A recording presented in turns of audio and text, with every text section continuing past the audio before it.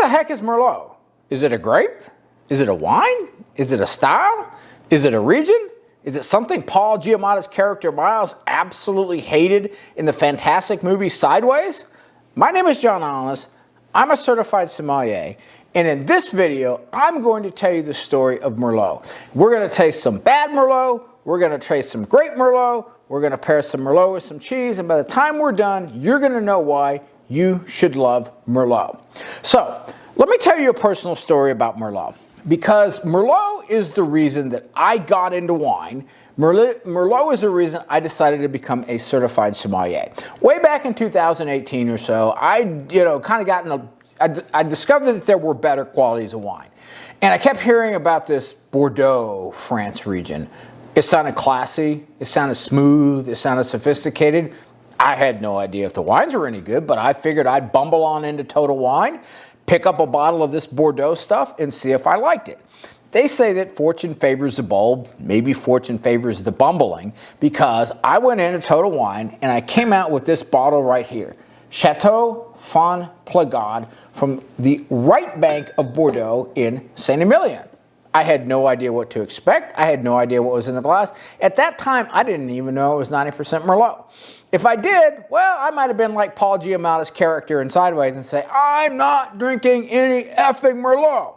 Actually, his character loves Merlot, but the reason that he says that line is because he associates it with his ex-wife, who he just can't let go. So Merlot is something that you should love. It is a grape. Anyways, I took it home, opened it up, tasted it. I was like, oh my God in heaven, I had no idea wine could taste like this. I had no idea. This stuff is just amazing.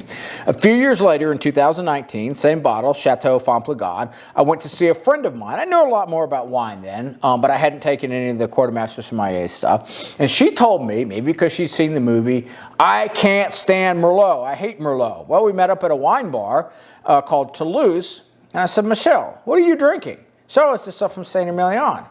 I said, Michelle, Saint Emilions are primarily Merlot up to 90%. She's like, really?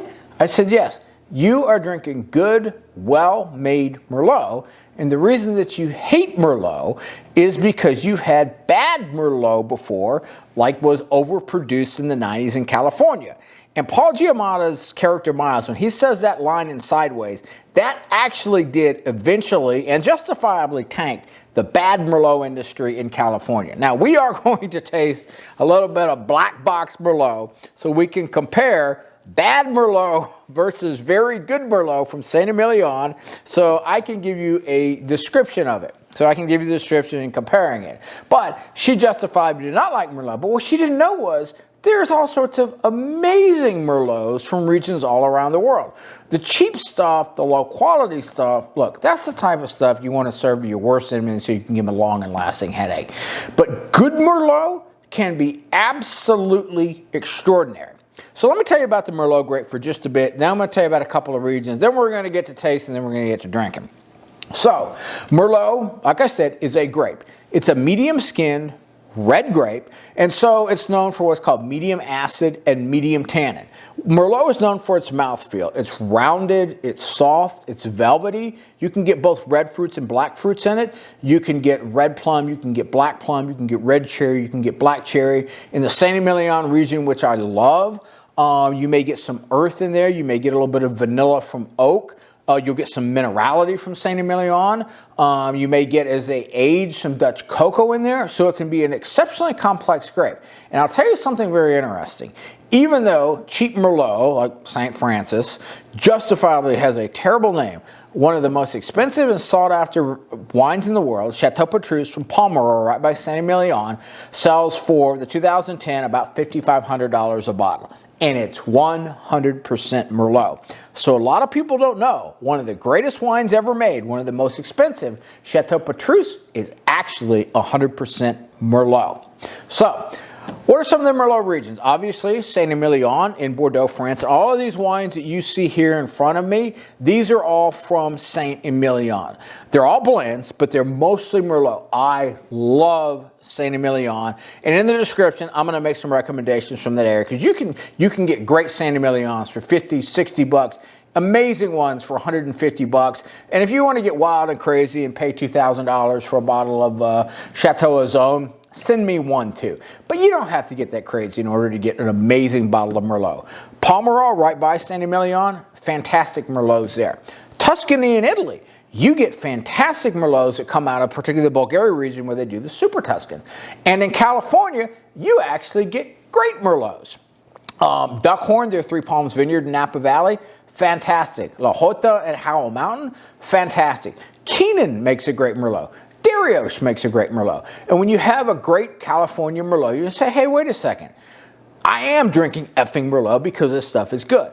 But you just don't want to drink any bad Merlot. So let's figure out why. I'm going to get a little bit daring, and oh my God in heaven, I'm going to take a taste of this god-awful stuff, the black box single serving Merlot, which they whacked me $3.99 for this stuff. I have a friend who's in education who says, my mother was in education for a long time, and there's a saying that single serve boxes are for teachers on their way to work. All right, let's have a look.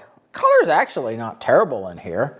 Swirl it around, a little purplish. Well, let's have a taste.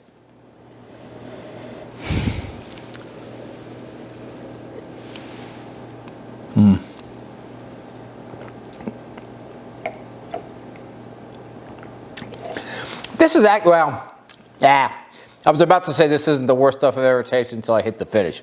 This stuff is pretty god-awful. Here's why. It's flabby because the acidity is low. It's got a very bitter finish. I was about to say that this stuff isn't terrible until the finish hit me. This stuff is terrible. It's got a jammy characteristic. The bitterness, there's not any real oak that's going to see this. It's harsh.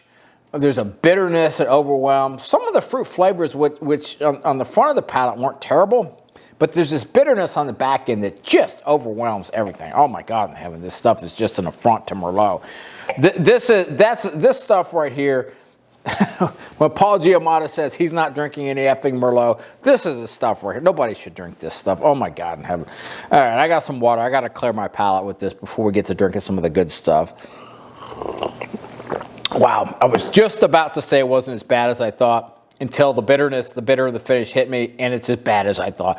So let's forget about that, erase it from our memory, and let's have a taste of the Chateau Quinalt Enclos 2018 from Saint Emilion in France. Now the interesting thing about this one is this one's only 71% Merlot. It actually has some Cabernet Sauvignon and some Cab Franc in it. So we're going to get a whole bunch of different fruits, but you get a little more acidity and structure from the Cabernet Sauvignon and the Cab Franc. And one reason I love the Saint Emilions and recommend them when people are drinking Merlot is because while they can be up to 90% Merlot, the other wines that are blended, if they're given just the right amount of structure, just the right amount of acidity, they add some more fruits in there, add some aromatic lift so that you get a great nose on them, and it has a very pleasing finish, not like that horribly disgusting black box wine we just tasted. Oh my God in heaven, that stuff is disgusting.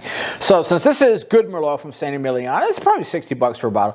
I'm going to have it in a wide bowl Bordeaux glass.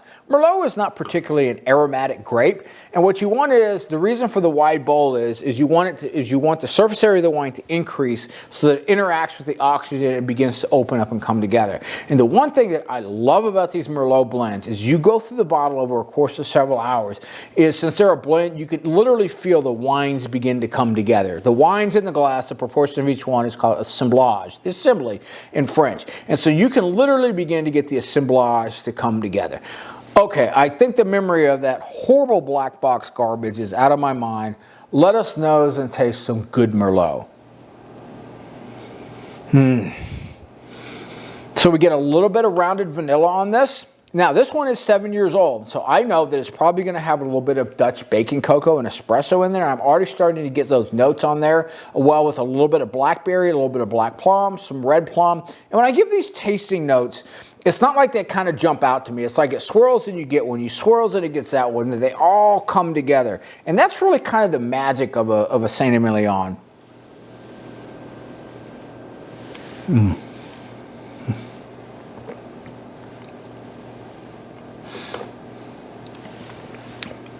That's just so good in comparison.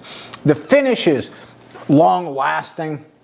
It's a reflection of the palate that I had in my mouth. I can feel the Dutch baking cocoa starting to come back up through my nose. I can get the cherries, both black and red, coming behind it. Gosh, it's the difference in the finishes on both of these wines is really one of the big differences between good Merlot and bad Merlot. They both have fruits in it, but my God, the finish on this is just phenomenal. And it'll get better and better and better as I go through the bottle. That stuff over there, that finish is, you just want to dump that stuff out. But that's what you're going to get from really good, really amazing Merlot. And that's why you're going to say, hey, I want to drink effing Merlot. Now, one more thing. What would wine be without some cheese? What should you pair a good Merlot with? Well, I won't keep you waiting. We have some dry aged Gouda, about 2 years old, that goes perfectly with this wine. So I'll take a bite of cheese. There's no magic to this. There's no order that you have to do it in. Take the right cheese. See, I'll put it in my mouth.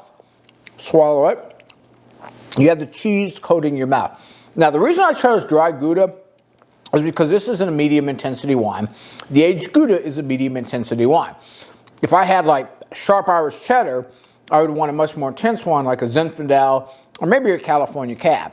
If I had a more delicate wine like a red Burgundy Pinot Noir, I would like Camembert or much more delicate cheese. So match the intensity of the cheese, the intensity of the wine. The cheese is at the perfect point for me to take a sip of wine.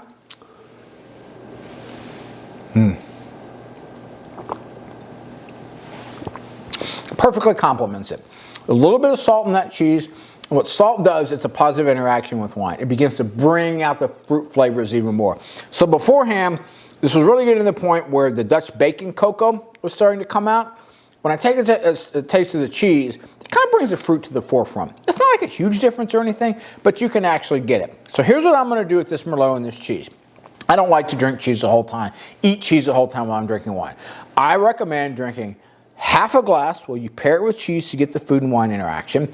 Drink a lot of water, then put the food away, go through the wine over 3 to 4 hours and let it speak and let it tell its story to you. No food, nothing else. Let the wine just come to you and let it work its magic. And since we're drinking Merlot, we are drinking effing Merlot. I'm going to tell you, this is going to be a magical bottle. So, put on sideways. It's been 21 years since that movie came out. Get yourself a bottle of good Merlot, which, remember, was actually Miles' favorite grape in the movie. He just couldn't get over his ex-wife until he meets Maya, and maybe he's back to loving Merlot again. Regardless, get yourself a bottle from Saint Emilion and enjoy.